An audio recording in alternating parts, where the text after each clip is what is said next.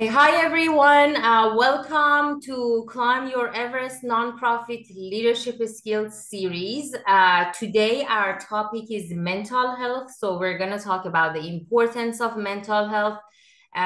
Here, I have Dr. Parisa. She is from London and she joined us to kind of talk about the importance of mental health and how it's a stigma. And sometimes we forget to talk about it. We're going to talk about different challenges. Even though I haven't met Dr. Parisa in person, but I'm very happy to have you here. Thank you for giving us your time. I can, with no further ado, I want to give you the floor so you can start telling us. Thank you, Dr. Parisa, for being here. No, thank you for having me. So thank you for the introduction. My name is Parisa. I am based in London, as Sarah's already mentioned. I'm a doctor, a clinician by background. So I have been involved in treating mental health in lots of different patients, but also I have an interest in this area outside of my day-to-day sort of clinical work as well. So it's great to be able to speak to you about this. And I think given that we are a relatively small group, it would just be nice to know who everyone is and, what you do, maybe just a little one line about yourself, just so I have an idea of who, how to pitch the presentation. So Prakriti, do you want to tell us a little bit about yourself? You want to introduce yourself, Prakriti? Hello everyone. My name is Prakriti, and now yesterday I'm graduate, Sarah ma'am. I have completed. Congratulations. Thank you so much, and I have completed my bachelor in information management, and Wow. yeah, and along with that, I am USU instructor in one of the school in Kathmandu. Thank you. Fantastic. Carissa, Wusu is martial arts. So she is a teacher of martial arts and she's very good at it. And so I'll show you Fantastic. videos of herself kind of performing in different events and teaching it. So Wow, that's very impressive. We have to watch out for you. Thank uh, you. Nita, do you want to introduce yourself? Hello, ma'am. It's me, Hello. Nita Basnet. I am from Kathmandu, and I passed my master degree from TU, and as well as I am teaching in Kathmandu as a social study teacher for grade 4 to grade 6. That's all, ma'am. Wow. Thank you. That's fantastic. Thank you, Nita. Yeah. And Chatterbush? Yes. Hello, good evening, ma'am. Hello. Myself Chaturbush Kumar Gupta. I'm from Kathmandu, Nepal. Not at work. My study is running at Alka Hospital College, General Medicine faculty. Fantastic. Nice to meet you. And we have someone new, Bhavna, who has just joined. Hello, Bhavna. We're just introducing ourselves. My name's Parisa. I'm a doctor in the UK, and I'm going to be doing this session for you today, but I wanted to just get to know everybody a little bit. So you can tell us a line about yourself. So Bhavna is from India. Everybody else is right now from Nepal. She's part of another nonprofit organization, and I think from what I saw, she seems like she's at work. And, okay, fine. And then so basically most of the participants are teachers. I mean, here Chaturbuj and Nita are teachers. Prakriti, she is teaching the material. She's been in the program for the whole past year, and she's been teaching the material we kind of covered in the past year on financial literacy, communication skills, goal setting, teamwork. She's been in throughout the whole program, and now she's mentoring the next group of people. She's helping, volunteering, and participating in the workshops. to kind of help the next group of teachers and participants. And Bhavna, do you want to introduce yourself now that you walked out? Hello, ma'am. Hello. Good evening. Yeah, my name is Bhavna and I'm a North India coordinator here. I'm from India. Fantastic. And do you teach as well? Yeah, I'm joining from Ahana. Okay. Yeah. Fantastic. Thank you very much, Nita. So I will start the presentation now. Sarah, are you able to hand me screen share? Yes, you are the co-host now. Ah, okay. Let me just... Okay, sorry, I'm just trying to share my presentation with you. Okay.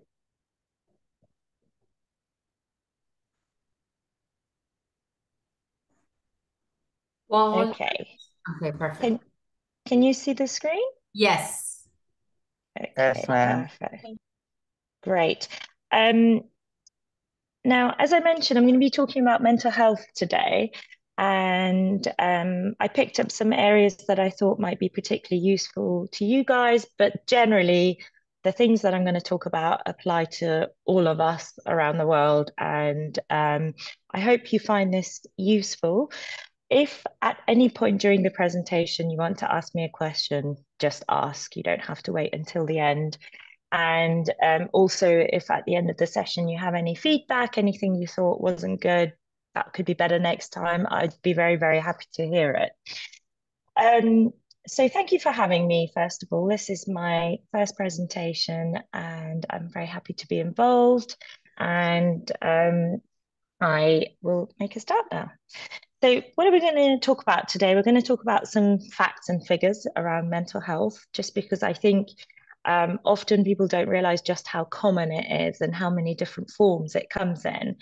I'm going to go through the definitions, the sort of more clinical definitions, just to kind of start the conversation about what mental health or mental health illness actually means, what's going on around the world in terms of mental health trends, and then how we can aim for a mentally healthier life and how you can support people around you, particularly those of you who are in a teaching capacity.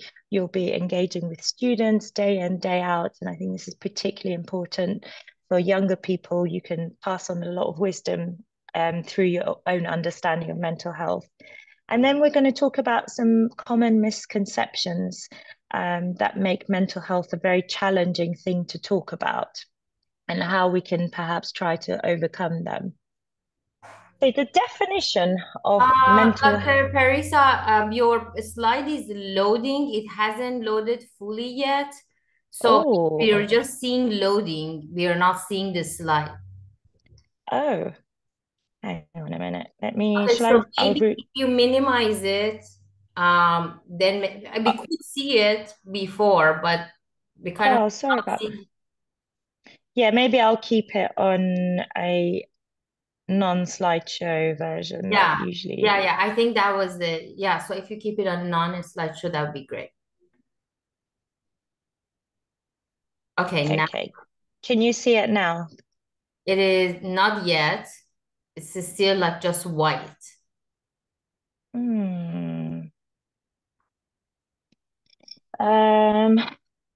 me think what I can do. I am the worst. Maybe you're sharing the other screen. Do you have two screens or just one? Okay.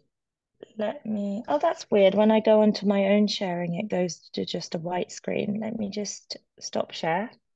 Okay. And then I'll try again. Sorry about this, everyone. You could see it at the beginning, like the mental health, the pink slide. Okay, perfect. So we can see it.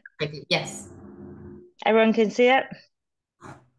Great. If it disappears, just put your hand up or just say, I can't see. Okay. So you didn't miss much. There was the title and then there was the objectives, which we've gone through. So starting with the definition of mental health, this is quite a wordy definition by the World Health Organization. But I think it kind of picks up a lot of the key things that we want to talk about. So mental health is a state of mental well-being that enables people to cope with the stresses of life, realize their abilities, learn well, work well, and contribute to their community. It's an integral component of health and well-being that underpins our individual and collective abilities to make decisions, build relationships, and shape the world we live in.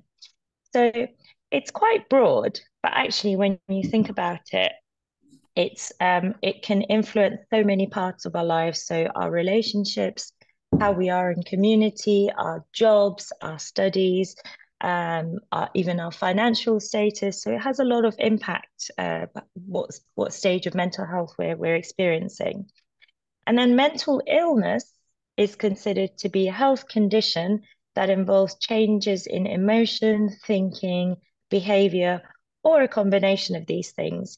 And they're often associated with distress and or problems functioning in social, work, and family activities. And this is why it poses such a global challenge at the moment. So currently, at any given point in time, there are about 1 in 10 people that suffer from mental health problems. Now, this could be anything from a mild anxiety to, full-blown psychosis that might require someone to be in hospital for it. So there's a real range of conditions that come under this umbrella. But the reason I put it in there is just for you to realize just how common it is. It's one of the most common sort of categories of illnesses. And the other statistic that I can give you is that 1 in 6 of us at some point in our life will experience a mental health condition. So the common ones I'll come to talk about, like depression and anxiety, occur in more people, and then there are less common ones. So it's incredibly important for everyone to be aware of it. And, trying to reframe how you think about it in your head. So sometimes in our lives, stress is unavoidable. So you might have some health problems, you might have family issues, finances aren't doing great, career isn't going as planned, climate change is impacting a lot of people at the moment, or for social reasons. And worrying about these pressures to some extent is normal. We're human, we have feelings, we can feel upset, we can feel stressed, but it's when you feel completely overwhelmed and you feel like you can't cope with problems anymore, or you feel incredibly sad, these might be the signs of mental illness. And not just in yourself, but people around you. You might know someone who's going through things and they seem to be doing okay. And then a couple of weeks later, actually, they don't look like they're coping very well with it. And this is where you, as a friend, as a family member, can step in and offer some support. So as I said, we can all feel sad at times, worried, angry, feeling nervous, but it's really picking up when that might be tipping into a mental health illness. So I've got some examples here, something that might affect you on most days, or for example, something that affects you, that might stop you doing the things you enjoy, like, if you normally enjoy going for a walk in the park and suddenly you feel like, actually, I don't want to do that anymore, and I'd rather just stay in bed or stay at home. These are all early signs of mental health problems. And I think what I really want to emphasize is that having a healthy mind is just as important as having a healthy body. So if you are very depressed, for example, you can't do your normal day-to-day activities. If you break your leg, you also can't do your normal day-to-day activities. It's no different. And really, I think humans are very complex, and the way we live now is very complex, and you can't really have one without the other. You need to be aiming for overall health, and sometimes the balance will tip, but overall this is what we're sort of trying to raise awareness of.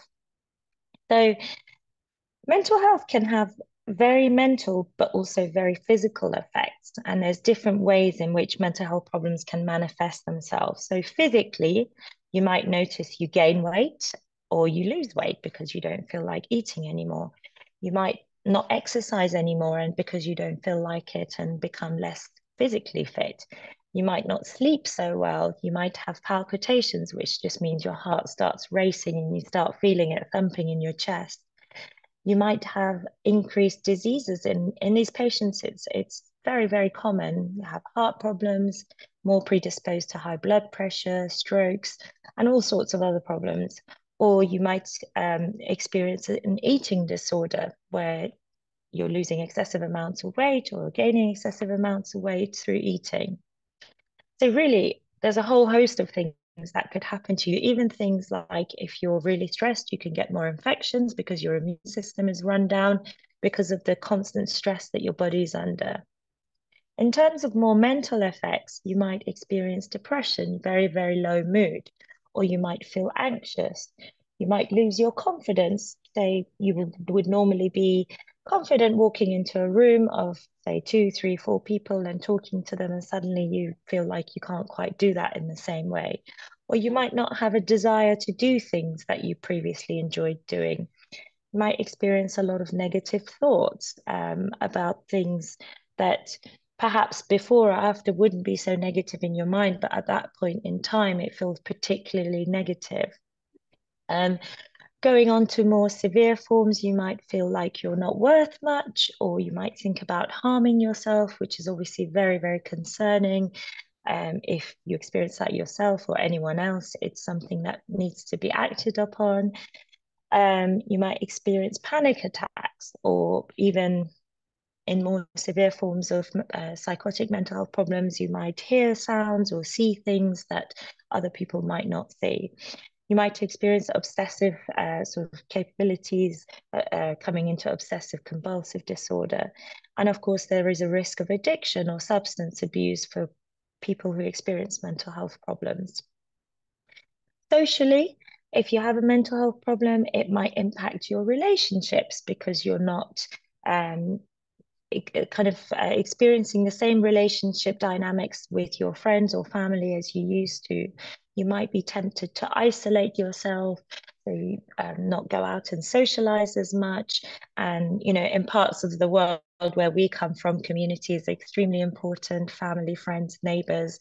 And someone who, for example, is going through anxiety or depression might isolate themselves, stay at home, or not leave the house. And this can be, again, a sign of mental health illness. You might judge yourself for how you're feeling, which I'll come on to talk about a little bit later. Professionally, mental health problems can have a huge impact on your performance, whether it's at school or at work, in exams. And obviously further down the line, that can hinder your sort of goals or aspirations in life, which is another reason to try and spot these things early on. Again, particularly for those of you who teach, particularly younger people, what tends to happen is that they'll have some degree of mental health illness, and then they'll underperform, and then they will judge themselves or put a lot of pressure on themselves for how they're performing, and it becomes a very negative cycle. And it's about breaking that cycle and being kind to yourself to allow yourself to get better and then do better in all those things that you want to do.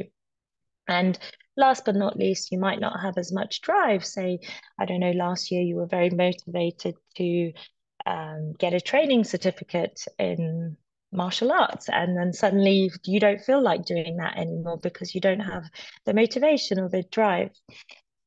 And I've just put this in, so I know quite a lot of you are teachers out there. I think at the moment, especially since the COVID pandemic, there's been a huge rise in mental health conditions all over the world, but particularly in younger people, and in particular teenagers. This is due to a number of reasons. They missed a couple of years of school. They missed those normal social interactions with friends and family that we all had when we were growing up, that allowed us to, talk to people and be open. And they're just now getting back into the swing of things. But also the effects of things like social media and constantly comparing to other people, and increasing pressure on children and teenagers to do well at school and to do well in life, and having access to all this information of what other people are doing. It puts a lot of pressure on young people more so than we would have had growing up. So it's really important to be aware of this. And with teenagers, they may or may not yet have a full understanding of mental health conditions. They might not yet have reached an age where they're comfortable talking to their friends about it. So as a teacher or as a parent, if any of you have children, you might be their first person that actually opens that conversation with them. So it's really important to look for the signs that I've mentioned. And there are different ways of starting this conversation. I think often if we think someone is going through something, it feels awkward and you don't want to say the wrong thing or make them feel bad. But it can literally just be as simple as saying, "Hi, how are you doing? Do you want to, I don't know, have a cup of tea together after school or at lunchtime?" It doesn't need to be, "Hi, let's go and have a chat and figure out how we're going to make things better." It's just starting a chat, a conversation, and then once you get more comfortable with each other, you might open up. Mental health problems usually take a long time to build up to, and equally, they can take a while to get better. Unless someone has had something very catastrophic happen to them, like loss of a family member or something very sudden, usually they build up over many months, if not years. So if you're trying to help someone who's going through mental health conditions, you'll notice you might have the same conversation with them for months and might not notice much of a change or very small changes, but those small wins are very, very important. In terms of types of mental health, there are many. The ones that I've written on this slide are just a few. The most common ones all around the world tend to be depression and anxiety. Now, depression is essentially a disorder of mood. So you've got very low mood, you don't feel like doing things, you've got low energy, you wake up very early in the morning, can't go back to sleep, you feel negative about a lot of things. Some people describe it as it's like you're wearing a pair of sunglasses and everything looks darker and you can't take the sunglasses off. So that's quite a nice analogy. And there's lots of different types of it. Some people have mild depression and they can live their life quite normally. Other people have such severe depression that they can't even leave their bed. So there's a whole range of it. And depending on where you are, the treatment and things that can help can vary as well. Anxiety is also very common. It can trigger a fear of kind of given situations or circumstances. So, for example, someone might have social anxiety where being around people or big crowds or in a group of new people that they've never met creates a sensation of nervousness and not knowing what to say or how to interact. And then you've got some other types of disorders which are actually still very common, but less common than depression and anxiety. And that includes things like psychosis or schizophrenia or obsessive compulsive disorder, which is repeatedly doing something like, you leave the house and you have to go back home 5 times to check that the door is locked or the oven is off or the gas is off.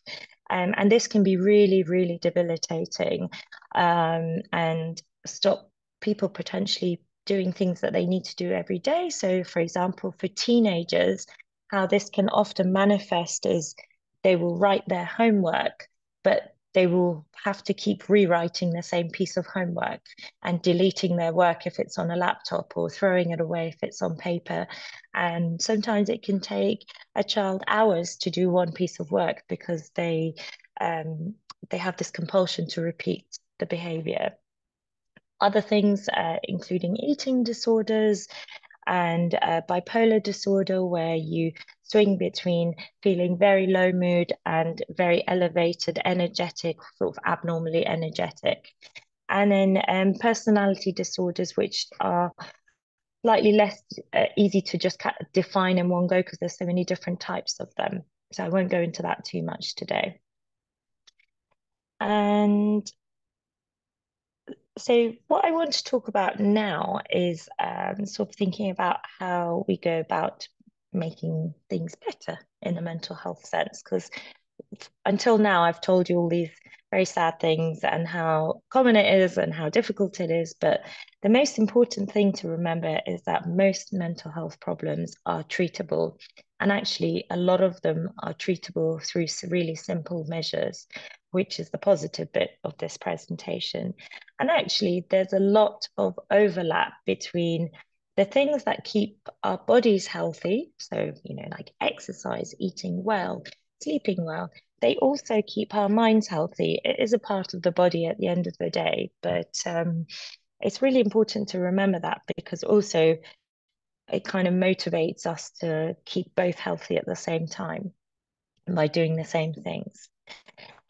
The treatments currently for mental health problems, it hugely depends on what the nature of the problem is. So is it depression, is it anxiety, is it psychosis? But almost always the treatment will start with lifestyle. So, if you are someone who's working 12, 15 hours a day and you're not sleeping well and you're stressed about work and you've got lots of deadlines, then one of the obvious things is to manage your work hours, sleep more, go out for walks more, have a hobby, spend more time with family or friends. So lifestyle is always the first thing that needs to be addressed. And I'll talk about that a little bit more on the next slide.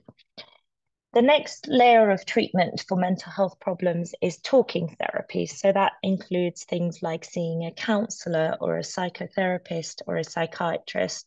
And usually it will be like an hour-long session, and you talk about the nature of the problem, what's affecting you, and they are trained in asking you some questions and getting you to think about what the problem is, why it might have happened, how you can help yourself or how other people can help you feel better.